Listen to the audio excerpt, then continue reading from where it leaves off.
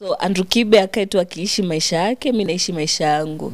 Na kwanza yeye alikuwa ananikatia. I met Obinna through a friend, fell in love and started dating. Then what happened? I got a better deal.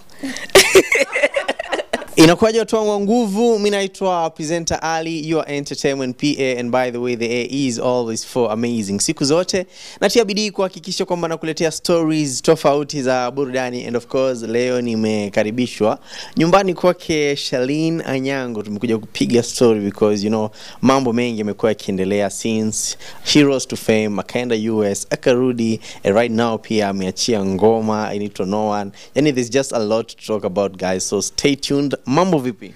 Poa sana. Poa? Yes. Nice house, by the way. Thank you. And good to finally meet you. Nice to meet you too. Nice to meet you too. Yeah, first of all, let me say congratulations. You released a song almost a month old. Inaitwa No One, and it's a very nice song, by the way. Before that, pia umeachia ngoma inaitwa Mada. Yes. Like a year ago. Ni kusema kwamba Sherlyne ashajibrand kwamba ni msanii atakuwa anatoa ngoma ama tusemeaje?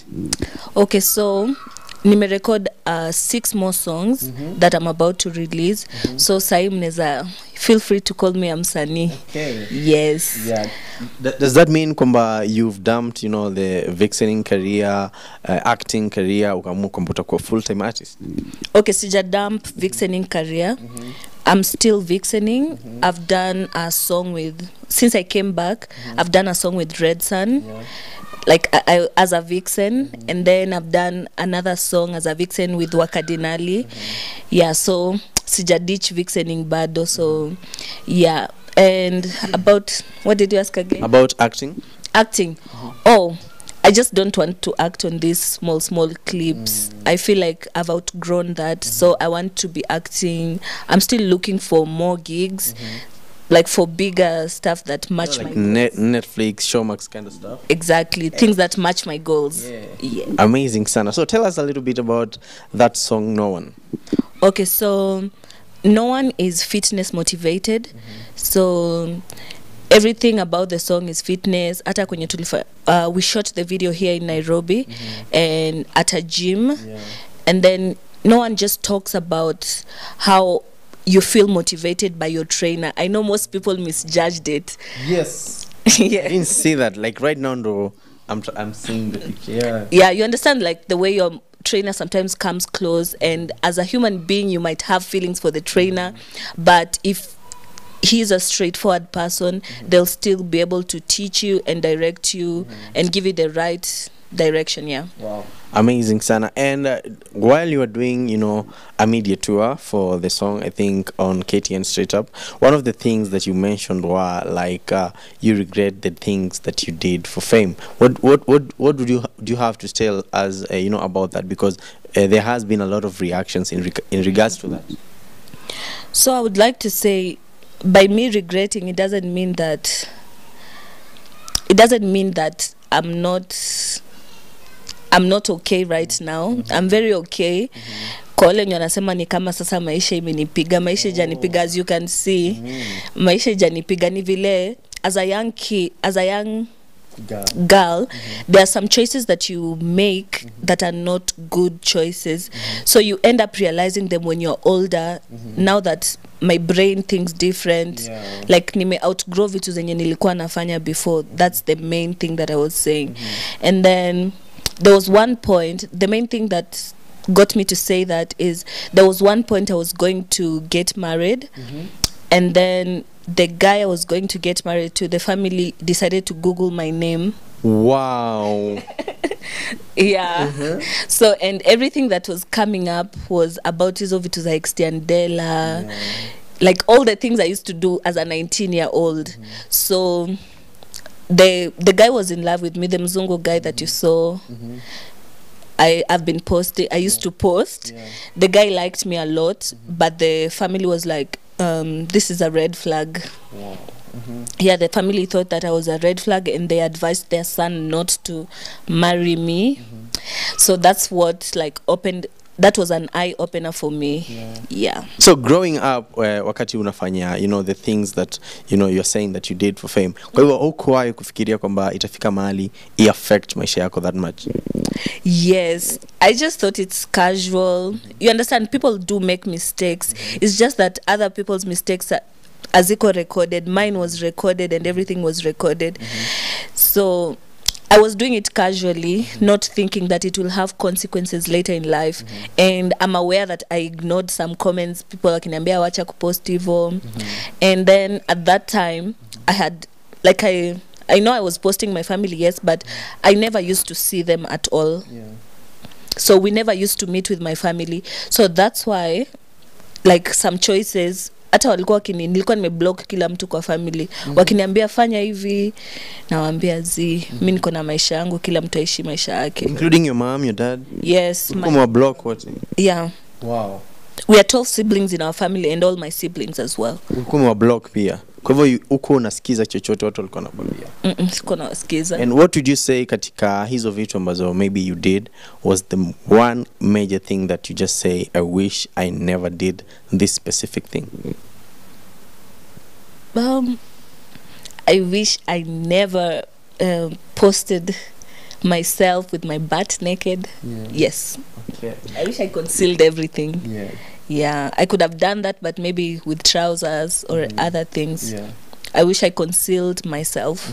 Yeah. And do you feel like it also affected the way brands perceived you? Do you feel like you missed out on brand deals? Because you had the numbers, of course, your name was big, but we saw a few brand deals, but we didn't see as much. Do you feel like there are some brand deals ambazo ungepata, ambazo maybe you missed out because of that? Yes. We went for a soft care audition. These are sanitary towels, and then I got it, but they never like called me again because of how I posted myself. And then but then your video ili trend sana. I'll show you. And then there's some deals I missed. But I don't know. Like, I wouldn't know. Maybe I'm sure there are brands that shied away from talking to me because of that. Yes. Yeah. What about being on Club COVID? Do you regret that? Ushaiona zile vitu zenye uko na yes na tena no, because through Club COVID I was able to I got a lot of money from there, and the money really helped me. But on the other side, I was butt naked on the show, so that's not a good thing. So for the part of money, I would say I liked it, but I didn't like how I came out, like how I portrayed myself to people. Yeah. And pengine how much unaweza ukatupatia an approximate of how many dollars you made? That's a lot. I can tell you the assets I got through the money I got there. I bought this house. It was around 25 million. No way. Yeah, in cash. From Club COVID? Yes. Peke yake? Okay, see Club COVID peke. At that time, I was doing like shows, like private shows, private video shows, and people would pay a lot for that. Yes, so this house, 25 million? 25 million.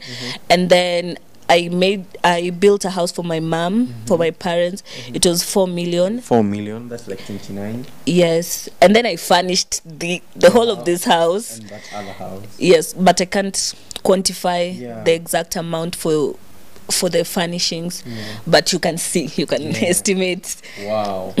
So we're talking of over 30 million. Yes. In a year, or in like more than a year?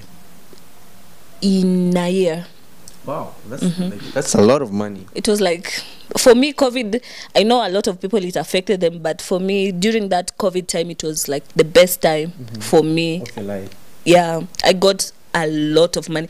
I could wake up and just be working on money. My friends were the ones who enjoyed because but the problem is I got into drugs because I had never seen such kind of life before. So I got myself into drugs, and it was so hard coming out of it. Yeah. And you used to perform at night. So ulikuwa unalala mchana, then usiku unafanya show. So you didn't have like a social life, would you say? I did if I wanted I surrounded myself with people that I wanted, and okay, I never came out of the house. I was doing everything in the house. If I want to club, I call the people I want to club with in the house. I used to have lights, like club lights and everything. So my social life was okay at that time. Yeah. And at some point now, you know, when after we rise to fame, we started seeing you now doing clips with the likes of Obinna, and then at some point tukasikia pia mko mna date. Tell us a little bit about that. I met Obinna through a friend, and so we just started being friends and recording clips together. Then we fell in love and started dating. For how long? We dated for 1 year. And then what happened? Because at some point mlikuja mkaachana. Okay, I got a better deal. I honestly, You got a better deal. yes, he was not a bad guy, I would say. He was very motivating and all that, but my goals were not matching his. And then You had bigger goals. I had bigger goals. I saw myself at a different place, not with Obinna.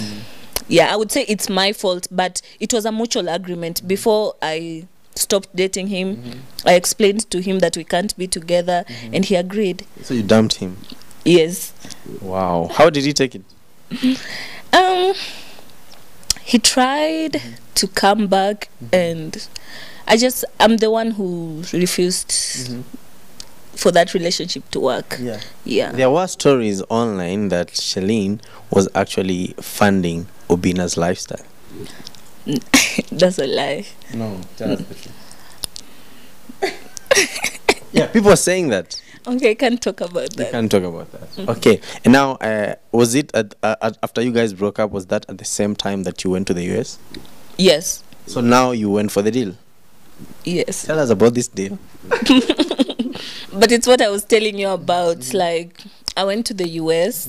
Okay, I first went as for an event. There was Naiboy's event was going on out there, and then from that event I met this guy, but we were talking online before. So the guy was ready to marry me, but he still married me for papers only, but now we have to divorce. Yes. So right now you are legally married. But let's not dwell on that. No. Yeah, I know. Yeah. So you met him and got married after how long? 1 month. No way. Yes. Were you rushed? In love He with was me. What about And you? I was in love. You were also in love. Yeah. With him or with the deal? Because you said you got a better deal. Hey, I was in love with him. Yeah. Yeah. But as I told you, the parents couldn't allow for the marriage, and then yeah, so right now we are not together, but we are married. You're married but not together. Do you guys talk? Occasionally. And then what's making our communication worse is the fact that he's in the US, and right now I've been in Kenya for 3 months. So that's a long time to be away from your partner. And then there's the time difference. Like saizi ni asubuhi kwao. By the time it's morning for him, I'll be sleeping. Yeah. So let's just say we've not been talking. And now that the marriage is really not, something that can happen, like in a way we can say that you guys cannot be together. So are you guys planning to do like now the divorce papers and everything? Ushaona zile part zenye ile maisha yenye tu mtu iko complicated. Right now my life is complicated. But yeah, we're working on a divorce, and yeah, we'll be divorcing soon if he sticks to his parents' decisions. Yeah. But would you still be open for, the marriage? Like akikwambia, mi sitasikiza wazazi, let's just get married, alafu tuanze maisha yetu. I mean, no, because he should have done that before, not now. It's been going on for like 2 years. All the time I was in US. Yes. It's been going on. I've been trying to take him back. He's been trying to take me back, but his parents are overpowering him. Yeah. Would you say that's the reason why pengine ulitoka US? Ukasema mimi this drama nimechoka, let me just go back to my house and Yeah, that's the reason. That's the reason. Wow, really sorry. Sorry. No, no, I'm just asking because I'm trying to follow up on the story. And now, after you said kwamba you regret the things that you did, I think Andrew Kibe, one of the top podcasters here in Kenya and in the diaspora, did a video akisema kwamba maybe una regret kwa sababu maisha yako hayako vizuri, akasema pia una regret because ati miaka yako imeenda, you know, such things. I don't know what you have to say about that. Okay, so for a start, I'm 25 years old right now. I have a whole life to live. I believe that God wants me to live a full life. You understand? So haizi sema ati maisha yako imeenda. Kwani maisha yako imeenda wapi? The other thing is that I'm educated. I have a degree in communication and media. I can just still go to work. I actually quit my job at a big media station, not because of anything, but because I just didn't want to work there. So Andrew Kibe akae kijua kama ni pesa watu wako nazo, mimi niko nazo. So asiingilie maisha ya mtu hajui chenye tu anaona, it's just a tip of the iceberg. We have our own lives going on huku kwengine. Yeye maisha yake imesimama, hana makaratasi ya Amerika. Mimi mtu nimetoka Amerika, niko na makaratasi. We can't compare ourselves. You understand? So Andrew Kibe akae tu akiishi maisha yake, mimi naishi maisha yangu. Na kwanza yeye alikuwa ananikatia. So this guy, I've watched that video and I can just see the bitterness. Tulikutana hapa Wood Avenue asijifanye.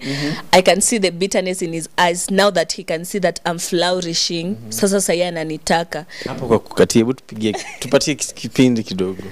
Okay, it's those times. Kwanza ni kitambo. I was with my friend hanging. How many years ago? 2 years. Before. So you're like 23. You're like 22. 3 years. Before okay, so times are club COVID. Nilikuwa 2021 ama 20. Yeah, 2021. Yeah, around that time. Then nikutananga na yeye, nilikuwa na hang out na friends wangu. Unakumbuka kulikuwa na hizi bars zenye pool table, and as we were drinking on the other side, then he called me and he wanted to like go home with me, and I was like no. I told him you can't handle this. So tangu hiyo siku amekuwa na mauchungu na mimi. He's been doing videos but I've been ignoring. Actually, this is not the first video he's done.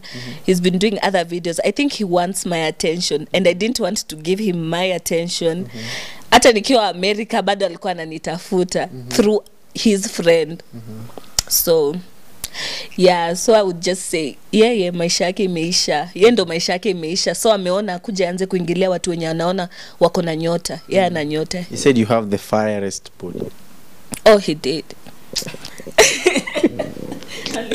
Okay, kwa hivyo umemwambia Andrew Kibe kwamba maisha yako, you have a whole life ahead of you. I have a whole life ahead of me. Yeah. Yeye apambane na hali yake Amerika. Asinitafute. Ache tu kunitafuta. Me, I'm that guy. If you can see me, I'm a very peaceful person. I don't like problems. Ndata nashindwa nimwambie nini because it sounds stupid. Okay, interesting. Now, right now, baada ya no one, you know, mashabiki wanataka kujua, what else are you planning for them? Are there other big projects pengine that you're working on? Yeah, like I said, I've done 5 audios for songs, and then I'm about to do videos for them. It's just that an emergency got us. My mom's place got on fire. Sorry. So awezi enda kufanya video shoot na mamako amechomekewa, you understand? So I've just put all my projects on a break right now as we rebuild her shops. She actually had 4 shops, not just one. Wow. 4 ndo zilichomeka zote chini. Na wewe ndo ulikuwa umemfungulia? Yes. Yeah. And they were fully stocked.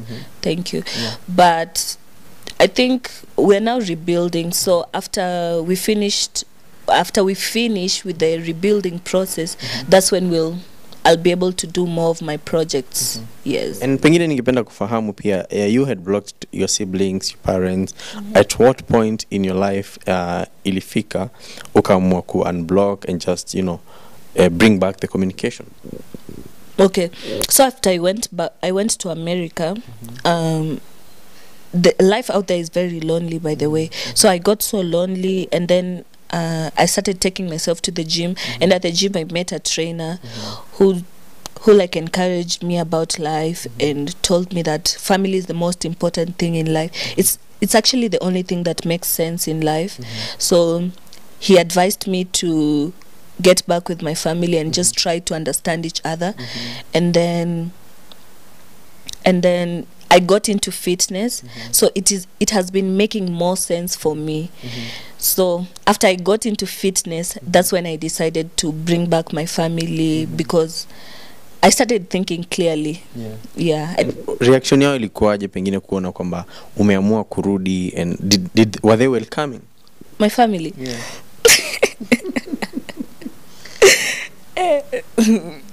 Okay, so they're like, mbona unarudi Kenya, kuna vitu za kufanya Kenya, but me, I just want to be in Kenya. And you do what your heart wants. So they're against it, but this is what I want. I want to be in Kenya. I want to be home. Yeah. But they were welcoming pia wewe kuwa unblock. They didn't overreact kwamba ulikuwa umetublock.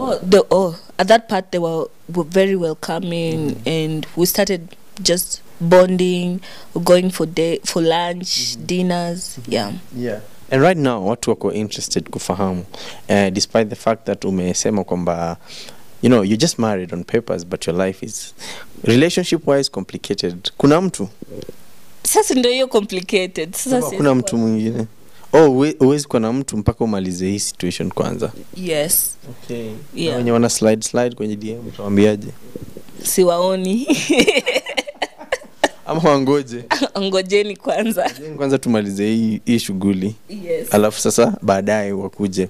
Wow, amazing sana. A very interesting conversation. Nimekuwa nikipiga story na Sherlyne Anyango. Amechia ngoma inaitwa No One. Link iko kwenye comment section. Guys, go show some love, go show some support. Alafu mseme kwamba mmetumwa na the Entertainment PA. The A is always for amazing. Thank you so much for your time. Nimeenjoy sana hii conversation. Pengine kama kuna swali ambalo sijakuuliza, this is your time ulijibu, na pia uzungumze na mashabiki zako. Okay. So, can I say where they can find me? Yeah, sure. You can find me on Instagram, on all social media platforms as Sherlyne Anyango Star. And I would like to encourage every young girl going out there, think before you act. Just that. Anything you do, remember, think before you act. Yeah. Amazing sana. Mimi naitwa presenter Ali, your entertainment PA. The A is always for amazing. Behind the camera, Frank, the director. And I'll see you guys in the next video.